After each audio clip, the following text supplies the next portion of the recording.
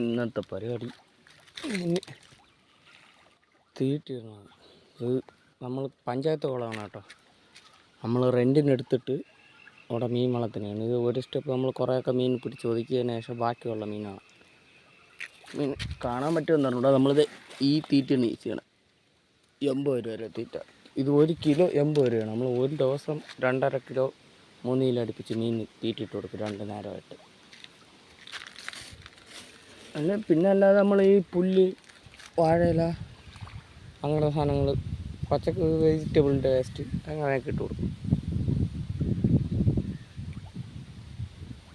മീനുകളെ കറക്റ്റ് കാണാൻ പറ്റുമെന്ന് അറിയത്തില്ല, വെയിൽ